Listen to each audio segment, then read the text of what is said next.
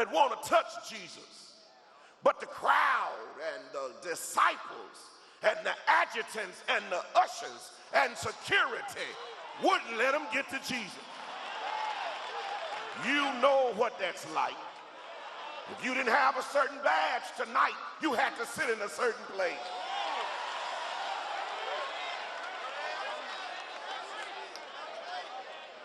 Jesus rebukes them. And he says to suffer, permit or allow the children to come unto me. For such is the kingdom. Without a Christ-like, without a childlike spirit, you cannot be Christ-like. Then there is an arrogant individual, a rich young ruler who wants to come to Jesus and call him good master. He then leaves away sorrowful because the Lord tells him to sell everything you have and give it to the poor.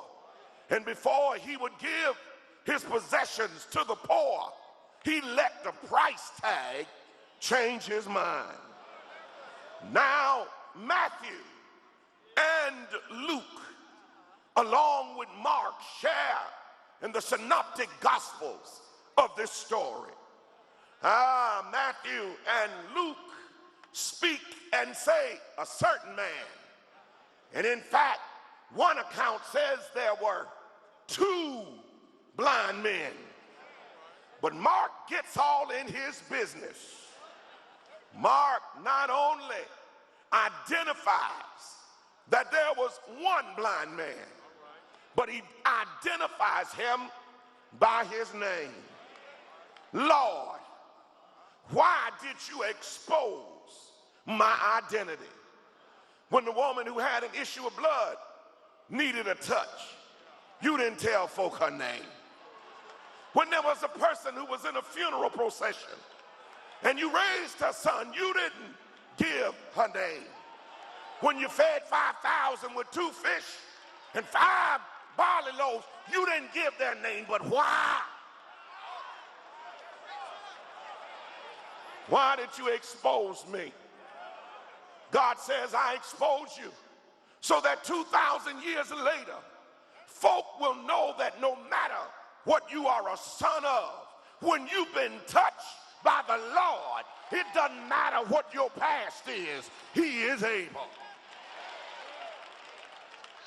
Bartimaeus, Bar means son of. He is the son of Timaeus.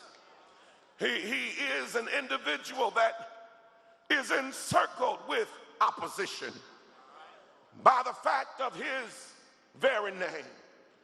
But sometimes opposition leans way to a real demonstration of God's compassion, his consideration, and his courage. You've got to understand that when you have an intimate knowledge and an ultimate faith, it embraces courage. Courage, my definition, a discovery of potential to win with the possibility of losing, but you are seeing anyhow. I might not make it. I might have storms. I might have difficulties, but I've got courage to know that now unto him that is able to do exceedingly abundantly above that what I ask, what I think, and what I imagine, he's able to keep me. I flew from first class from Baltimore to Milwaukee. When I arrived in Baltimore or in Milwaukee, when I arrived there, my ride was not there to pick me up. I stopped by the booth and I asked the lady, how much is a cab to get from the airport to my house? She told me $75. I said, that's too much. I gave her the address of my church. She said, it's $48. I said, that's too much. I said, how much is the city bus?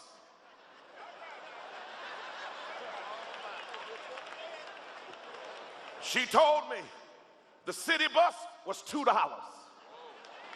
I said, that sounds pretty good to me. I got some change, and I took my luggage with my gold bishop's chain, and I got on the city bus. When I got on the bus with my luggage and my chain, and I realized where my church was, and I realized I was getting ready to go into another community, I turned my ring around. I dropped my chain down in my shirt, put my hood up like this.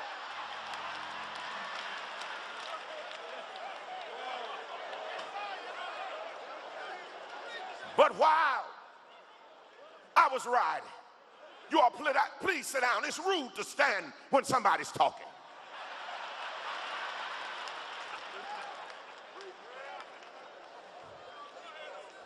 While I was riding through the urban community of Milwaukee, had passed through the Hispanic community, now coming across the bridge into our community. And there, all of the young guys were getting on, leaning and walking, and what's up? What's happening? What's up, dude?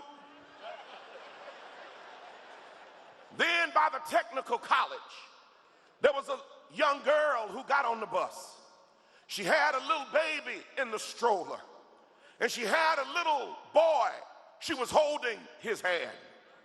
And then what I decided to do, because of the atmosphere that had transpired on the bus, I moved to the handicapped section for safety and in case I needed to run.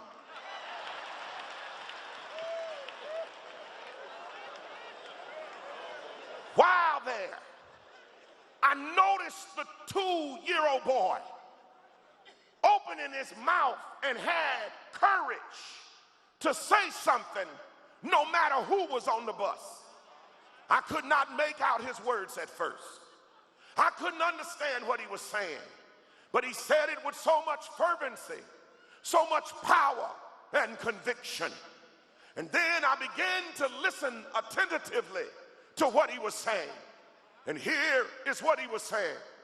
I was created to make God's praise glorious. And I looked at him, and I gave him a mean look to see if it would intimidate him. But that little 2-year-old boy turned around and looked right back at me and said, I was created to make God's praise glorious. I said, if he says it one more time, I can't take it. And he looked at me another time, and he says, I was created.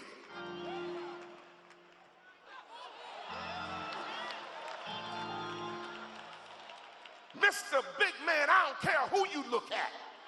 I was created to make God's praise glorious. And the lady got ready to get off the bus on Burleigh, and I was holding back my tears, and I reached in my pocket, and I found the $48 that I would have given for the cab, and I found the $75 that I would have given to go home. And I told the mother, whatever you are doing to put this in him, keep on doing it. Then the mother got off the bus and started dancing in the street. The mama started dancing. The baby started dancing. And the folk on the bus stopped cussing. Please sit down. All I need is 8 more Kojic minutes.